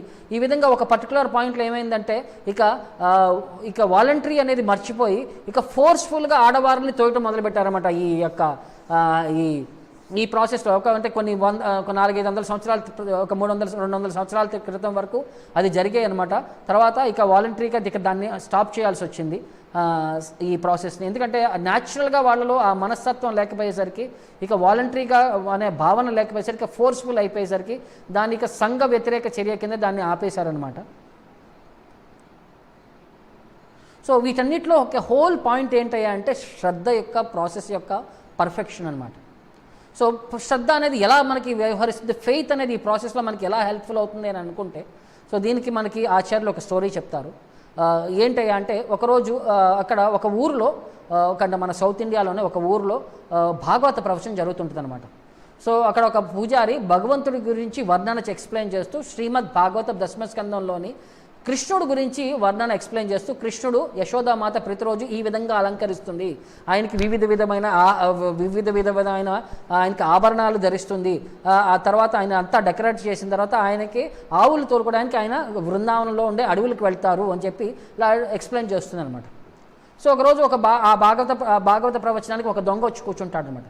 ఆ దొంగ వచ్చి కూర్చొని ఎంతసేపు అని చెప్పి చిన్న చిన్న దొంగతనాలన్నీ చేస్తాము, కృష్ణుడి వంటిపైన ఇన్ని ఆభరణాలు ఉన్నాయి కదా, అవి కనుక ఒకసారి నేను కృష్ణుడిని కనుక ఆ ఆభరణాలు కనుక నేను దొంగలించగలిగితే, కృష్ణుడి దగ్గర నుంచి తెచ్చుకోగలిగితే నా జీవితం ధన్యమైపోతుంది, ఇలా చిన్న చిన్న దొంగతనాలు ఇక జీవితం ఒక రాజాలాగా వ్యవహరించవచ్చు అని చెప్పి అతను ఆలోచించి అతను ఆ శ్రద్ధతోనే అక్కడి నుంచి సౌత్ ఇండియా నుంచి బృందావనంకి పైన అవుతాడనమాట. హోల్ ప్రాసెస్లో అతని యొక్క ఆలోచన ఏంటంటే కృష్ణుని చూడాలి, కృష్ణుడి నుంచి నేను ఆభరణాలు పొందగలగాలి, అదే ఒకే ఒక ఉద్దేశం అనమాట. ఆ ఆలోచన చేస్తూ చేస్తూ చేస్తూ అతను బృందావనం రీచ్ అవుతాడనమాట. చెప్పిన విధంగానే బృందావనంలో అడుగులో కృష్ణుని యశోదామాత ఎలా అలంకారం చేసిందని చెప్పి ఆ స్పీకర్ చెప్పిన విషయాలన్నీ విన్నాడో అవి మొత్తం కృష్ణుడికి అలాగే అలంకారం కనిపిస్తాడనమాట. సో చిన్నపిల్లవాడుగా ఉన్నాడు కాబట్టి కృష్ణుడు ఇతను ఇక్కడ దగ్గరికి వెళ్ళి కృష్ణుడి దగ్గరికి వెళ్ళి ఇక మాటలతో బుజ్జగించడానికి ప్రయత్నిస్తాడనమాట. ఎందుకంటే మనం పిల్లల్ని ఏమార్చాలి అంటే వాళ్ళని మాటలతో మాయపరుస్తామన్నమాట.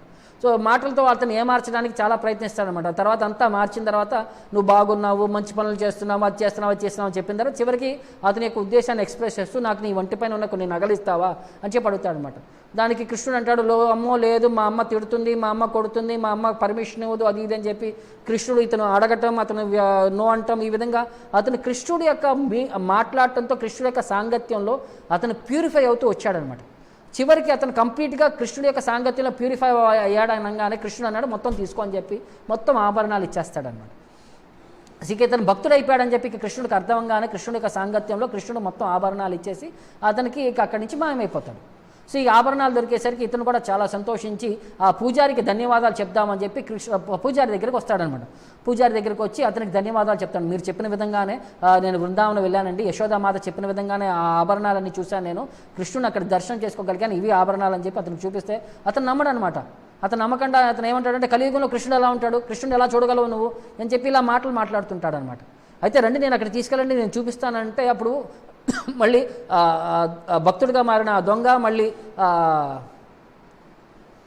ఇతను ఇద్దరు కలిపి ఆ పూజారి ఇద్దరు వస్తారనమాట బృందావనం వచ్చేసరికి ఈ దొంగకి భగవంతుడు కనబడుతున్నాడు, ఆ పూజారికి కనపడట్లేదు అనమాట. సో చివరికి కనపడట్లేసరికి అతను అంటాడు ఎక్కడ ఏం కనబడట్లేదు నాకంటే, బట్ ఇతను అంటాడు నాకు కనబడుతున్నాడు, కృష్ణుడు అక్కడ ఉన్నాడు, ఆవులు ఉన్నాయి, అక్కడ వాళ్ళ ఫ్రెండ్స్ ఉన్నారు, వాళ్ళందరూ ఆడుకుంటున్నారు, భోజనం చేస్తున్నారు, అన్నీ ఎక్స్ప్లెయిన్ చేస్తున్నాడు, బట్ ఇతనికి ఏం కనబడట్లేదు. అతను అంటాడు నువ్వు నన్ను మోసం చేస్తున్నావు, నన్ను పిచ్చివాడిని చేస్తున్నావు, నన్ను బ్రహ్మ అనుకుంటున్నావా, ఇది కలియుగంలో కృష్ణుడు కనబడటం ఏంటంటే అది ఇది పాయింట్లు చెప్పంగానే ఇక ఆ దొంగగా ఉండే ఆ భక్తుడు ఇక భగవంతుని ప్రార్థిస్తాడనమాట. స్వామి నా మాటలపైన నాకు నమ్మకం కలగట్లేదంటే ఇతనికి మీరు ఒకసారి దర్శనం కలిగిస్తేనే కానీ నేను అబద్ధం ఆడట్లేదని చెప్తారు, మరి మీరు ఏదోటి చేయండి, నా మాట నిలబెట్టండి, నేను నిజం చెప్తున్నానని చెప్పి దానికి ధృవీకరించండి అని చెప్తే అప్పుడు భగవంతుడు ఆ బ్రాహ్మణుడు అంటే ఆ పూజారికి కనపడకుండా ఒక మాటల ద్వారా అతను చెప్తూ నువ్వు భాగవతం ప్రీచ్ చేస్తున్నావు కానీ భాగవతం పైన నీకు శ్రద్ధ లేదు, నీకు నమ్మకం లేదు, అందుకే నేను నీకు కనపడను, ఈ దొంగకి నేను ఎందుకు కనపడ్డానంటే అతనికి నా పైన భాగవతం పైన నమ్మకం ఉంది, నా పైన శ్రద్ధ ఉంది కాబట్టి అతనికి నేను దర్శనం ఇవ్వగలుగుతున్నానని చెప్పిన తర్వాత అతని యొక్క తప్పు తెలుసుకొని అతను ఆ భక్తుడు అంటే దొంగగా మారిన ఆ భక్తుడి యొక్క పాదాలపైన పడి నమస్కారం చేసి అతనికి అఫెండ్ చేశాననే విధంగా అతను భావారం చేసినారు, అతను తర్వాత పర్ఫెక్షన్ పొందగలిగాడు. సో ఈ విధంగా మనకి ఒక దొంగ ఎంత పర్ఫెక్షన్కి రాగలిగాడు, ఒక శ్రద్ధ ద్వారా ఒక భక్తి ద్వారా భగవంతుడిని దర్శనం చేసుకోగలిగాడు. సో కలియుగంలో కూడా మనకి ఆపర్చునిటీ ఉంది, మనకి రెస్ట్రిక్షన్ అనేం లేదు, భగవంతుడు మనకు కనపడ్డు అని చెప్పి సో ఇది మనకి ఎక్స్ప్లెయిన్ చేస్తూ మనకి తర్వాత ఓకే నేను అట్లీస్ట్ విదురుని వెనక్కి తెచ్చుకుంటాను, నేను ధృతరాష్ట్ర లేకపోయాడు లేకపోతే గాంధారి లేకపోయేది పర్వాలేదు, నేను విదురుని నేను వెనక్కి తెచ్చుకుంటానని అనుకుంటే విదురస్తు ఆశ్చర్యపడ్డాడు అనమాట. ఎలాంటి వాడికి ఎలాంటి స్థితి దొక్కింది, నిశమ్య కురునందన అతను చూస్తున్నాడంటే ఏంటయ్యా హర్ష శోక యుతస్తస్మాత్, అతను ఒక విధమైన సంతోషం ఉంది, ఒక విధమైన దుఃఖం ఉందన్నమాట. గంతా తీర్థ నిషేవక అక్కడి నుంచి ఆయన తీర్థయాత్ర యొక్క పర్ఫెక్షన్ పొందడానికి అతను తీర్థయాత్ర వైపు వెళ్ళిపోతాడు. ఇంకా అతను విదురుడు నువ్వు అక్కడ చూడలేవు. అతనికి హర్ష శోక, హ్యాపీనెస్ డిస్ట్రెస్ ఎందుకు ఉన్నాయి, రెండు ఎందుకు వ్యవహరించగలిగాడు ఆయన? ఒక విధమైన సంతోషం ఏంటయ్యా అంటే ఒక ఎంత పాపాత్మమైన జీవితం పొందాడో అతను భౌతిక ప్రపంచం నుంచి ముక్తుడు అవ్వగలిగాడు, ఒక ఇంపర్సనల్ లిబరేషన్లోకి వెళ్ళగలిగాడు అని చెప్పి హ్యాపీనెస్ ఉంది. దుఃఖం ఎందుకయ్యా అంటే అతను శుద్ధ భక్తుడు అవ్వలేకపోయాడు అని చెప్పి ఒక దుఃఖం ఉండినాడు. ఎందుకంటే ఇతను ఒక శుద్ధ భక్తుడు అయ్యండి అవతల వాడు శుద్ధ భక్తుడు అవ్వకపోయేసరికి ఆ పర్ఫెక్షన్ పొందలేకపోయాడు అని చెప్పి వీరుడు కొంచెం విధంగా ఒక దుఃఖపడ్డాడు. బట్ అంత పాపాత్మమైన జీవితం నుంచి అట్లీస్ట్ ఒక లెవెల్ ఆఫ్ పర్ఫెక్షన్ పొందగలిగాడని చెప్పి ఒక సంతోషపడి ఇక అతను తీర్థయాత్రల సేవ కోసం అని చెప్పి అక్కడి నుంచి అతను వెళ్ళిపోతాడు. నువ్వు వెళ్ళినా సరే అతను నీకు దొరకడు అని చెప్తూ ఇతి ఉక్త్వా ఆరూహత్ స్వర్గం, ఇది చెప్తూ ఉక్త్వా చెప్పిన తర్వాత ఆరూహత్ స్వర్గం, స్వర్గం వైపు వెళ్ళిపోతూ నారద సహ తుంబుర, నారదముని ఆయనతో పాటు వచ్చినప్పుడు ఆ తుంబుర అని చెప్పి వీణతో పాటు ఆయన వచ్చాడు ఫస్ట్ మనం అనుకున్నాము. సో అదే వీణతో పాటు ఆయన మళ్ళీ వెళ్ళిపోతున్నాడు. యుధిష్ఠిరో వచస్తస్య హృది కృత్వ అజహ శుచః. సో యుధిష్ఠిరుడు ఇప్పుడు నారదముని చెప్పిన ఇన్స్ట్రక్షన్స్ అన్ని హృదయంలో పెట్టుకొని అతని యొక్క దుఃఖాన్నింటినీ అతను క్రాస్ ఓవర్ చేయగలిగాడనమాట. క్రాస్ ఓవర్ చేసుకుంటూ అతను ఈ భౌతిక దుఃఖానికన్నిటికీ అతీతంగా వ్యవహరించి నారదముని యొక్క ఇన్స్ట్రక్షన్స్ ద్వారా అతను ఒక విధమైన లామెంటేషన్ నుంచి అతను దూరం అవ్వగలిగాడు. నారదముని అతన్ని ఓదార్చగలిగాడు, ఇతను అతని యొక్క బాధ నుంచి అతను విముక్తి పొందగలిగాడు అని చెప్పి ఇది ఈ చాప్టర్ యొక్క మనకి ఎక్స్ప్లెనేషన్ మనకి చెప్తున్నారనమాట. సో మనకి ఆచార్యులు వాదిరాజ తీర్థ అని చెప్పి మనకి మధ్వ సాంప్రదాయంలో ఒక ఆచార్య ఉన్నారనమాట. సో వారు మనకి జీవితంలో పర్ఫెక్షన్ పొందడం కోసం ఒక ఫ్రెండ్లీ అడ్వైజ్ అనేది మనకి ఇస్తున్నారు. మన జీవితంలో సంతోషంగా ఉండాలంటే వాళ్ళు ఏం సజెస్ట్ చేస్తున్నారంటే స్మర కృష్ణం, ఎప్పుడూ కృష్ణున్నే స్మరిస్తూ ఉండు. భజ హరిం, ఎప్పుడూ భగవంతుని నామ పాటలు పాడుతూ ఉండు. నామ విష్ణుం శ్రయాచ్యుతం, భగవంతుడికి ఎప్పుడు నమస్కారాలు ఆఫర్ చేస్తూ నమ విష్ణుం శ్రయ అచ్యుతం, అచ్యుతుడి యొక్క ఆశ్రయ తీసుకో. తర్వాత త్యజ కామాన్ని వదిలే, జయ క్రోధం, కోపాన్ని అధిగమించు. జహి మోహం, ఈ మోహాన్ని భవాలయం భౌతిక ప్రపంచంలో బంధించే మోహాన్ని నువ్వు విన్ ఓవర్ గెలువు అని చెప్పి చెప్తున్నాను అనమాట. తర్వాత శృణు శౌరీకత, భగవంతుడి యొక్క గుణగణాలని వింటూ. పుణ్య పశ్య శ్రీపతి విగ్రహం, పశ్య భగవంతుని దర్శనాన్ని విగ్రహాలను చూసుకుంటూ దర్శనం చేసుకుంటూ. శ్రీపతి విగ్రహం అంటే శ్రీపతి అంటే లక్ష్మీ నారాయణ, ఆయన యొక్క దర్శనం చేసుకుంటూ. జిగ్ర శ్రీపాద తులసి స్పర్శ, భగవంతుని యొక్క పాదాలకి ఆఫర్ చేసిన తులసిని నోట్లో పెట్టుకొని దాన్ని టేస్ట్ చేస్తూ. వైకుంఠ వల్లభం, వైకుంఠ వల్లభ అంటే భగవంతుడిని నీ యొక్క పర్ఫెక్షన్ గోల్ కింద చేసుకొని చెప్తున్నారు అనమాట. భుంక్ష్వా కేశవ నైవేద్యం, భగవంతుడి యొక్క నైవేద్యాన్ని నాలికతో రుచి చేసుకుంటూ. తిష్టా మాధవ మందిరే, భగవంతుడి యొక్క మందిరంలో నివసిస్తూ. జపా నారాయణ మౌనం, భగవంతుడి యొక్క నామాన్ని జపం చేసుకుంటూ. పటాతాన్ నామ మంగళం, భగవంతుడి యొక్క నామ విశిష్టతని ఎప్పుడూ కూడా చదువుతూ, చదువుతూ. పాహి ప్రపన్న జనతాం, పాహి ప్రపన్న జనతాం ద్రోహి, ఇంటెలిజెంట్ పీపుల్ యొక్క అసోసియేషన్ తీసుకుంటూ. తత్యాం హితం రుణాం, మనసుని ఒక ఆల్వేస్ మనసుని ఒక నిగ్రహంలో ఒక పెట్టుకుంటూ. జేహి కంఠితం అర్తితోభ్యో, అంటే ధరం పైన వ్యామోహం వదిలేసి. యహి సజ్జన సంగీతం, భక్తుల యొక్క సాంగత్యంలో నీ జీవితాన్ని వ్యవహరించని చెప్తాను అనమాట. సో కురుభూత దయం నిత్యం, అన్ని జీవుల వైపు దయాన్ని చూపించుకుంటూ. చరాధర్మం అహర్నిశం, ధర్మాన్ని అన్ని విధాలుగా అన్ని సమయాల్లో ఫాలో అయ్యే విధంగా పాటిస్తూ. జనై నిత్యం ఆత్మానం, ఎప్పుడు కూడా ఈ ఆత్మని నిగ్రహంలో అంటే ఆత్మని శాశ్వతంగా ఉందని చెప్పి అర్థం చేసుకుంటూ. ఆవేక్ష ఆనంది నశ్వరం, ఈ శరీరం భౌతిక ప్రపంచం అంతా కూడా నశ్వరం అశాశ్వతమైనది అని చెప్పి గుర్తుపెట్టుకోగలమాట. పంచశ్లోకీం ఇమం శాశ్వత్ పటా ధారయా చింతయ, ఈ 5 శ్లోకాలు ఎవరైతే నిత్యంగా వాళ్ళు ప్రాక్టీస్ చేస్తుంటారో. ఏతావాన్ సర్వ వేదార్థ సమాసేన నిరూపిత, ఇది వేదాల యొక్క సర్వసారాంశం, అన్ని ఎసెన్స్ అంతా కూడా ఈ 5 శ్లోకాల్లో నీకు ఎక్స్ప్లెయిన్ చేయబడగలిగింది. నాస్తి నారాయణ సమం నా భూతం నా భవిష్యతి. నారాయణతో సరిసమానమైన వాళ్ళు ఎవరు లేరు, అంతకుముందు కూడా ఎవరు లేరు, రాబోయే కాలంలో కూడా ఎవరు ఉండరు.